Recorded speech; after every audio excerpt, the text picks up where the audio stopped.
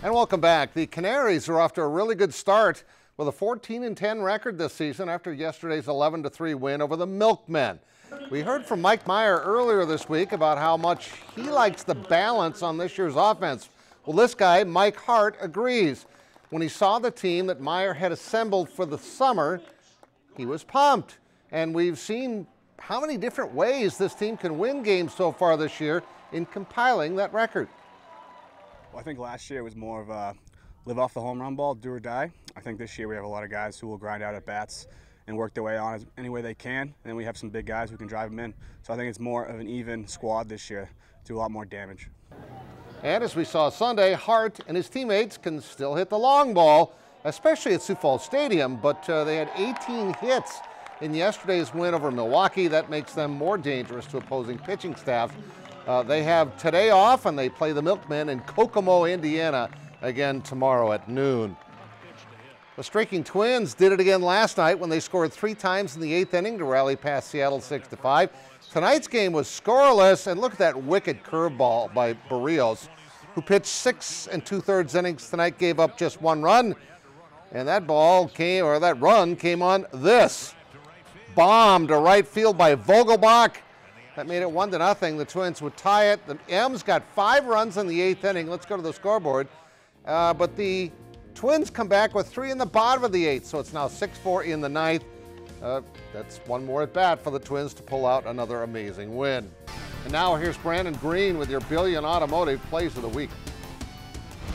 West Central wins the Girls State A golf title easily by 14 shots, while Burke South Central won the Girls State B golf title in a nail-biter by 4 shots, thanks to Taylor Endall, who was the medalist by 1 shot. After consecutive years of finishing as runner-ups, Edgerton Southwest Christian Softball defeated Badger Greenbush and Middle River 4-1 to claim the Minnesota Class A title. James Valley Christian had a great showing at the Boys State B golf tournament, winning the title by 19 shots, and Vikings Austin Boomsma was the medalist by 3.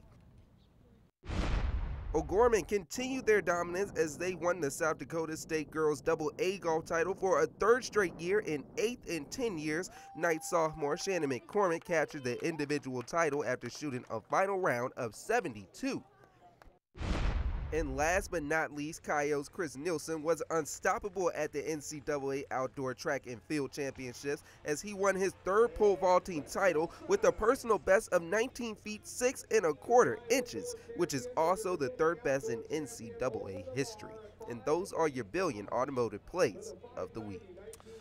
We had Saul Phillips on Calling All Sports today. He is fun, and the brand new Northern men's basketball coach is thrilled to be back in the Dakotas. Keep in mind, he spent 10 years at North Dakota State, where he took over for his good friend Tim Miles, also was at Wayne State. Phillips took the Bison to the NCAA tournament twice, and they even shocked Oklahoma in the first round in one of those trips. So he knows what the tradition of the Wolves basketball program is all about, having lived around here, and he's excited to keep that program at such a high level and see if they can't win a national championship. I was looking for a great program, and this is a great program. We can win here, and we have a lot to sell here. And, you know, spending the time we did in the Dakotas, this area of the country was very good to us. Our family was happy here. So it makes for a easier transition, and like I say, I'll stack this program against any program, Division I, Division II. This is a great program. I'm just proud to be part of it. Saul was already on the road later today trying to build his team, and led by Gabe King, the senior, the entire squad is going to be back under their new head coach, and they're excited about it. He is a great fit for one of the top programs in the nation in Division II. Still in Aberdeen, big honors for Scott Langer, who coached the Wings to the Robertson Cup Championship. He has been named head coach of Team NAHL, a squad that will compete in the 2019 Sirius Junior Club World Cup. And he has the blessing of his wife Tiffany, who's a huge hockey fan, and she's got to be, for him to go to Russia for the tournament in late August, because it's 2 weeks after the birth of their first son. She says, he'd be crazy not to go. It's the opportunity of a lifetime. And finally, few things in sports are more exciting than a Game 7 in the Stanley Cup Finals. And that's exactly what we had tonight on NBC as the Bruins hosted the Blues for the right to drink from Lord Stanley's cup.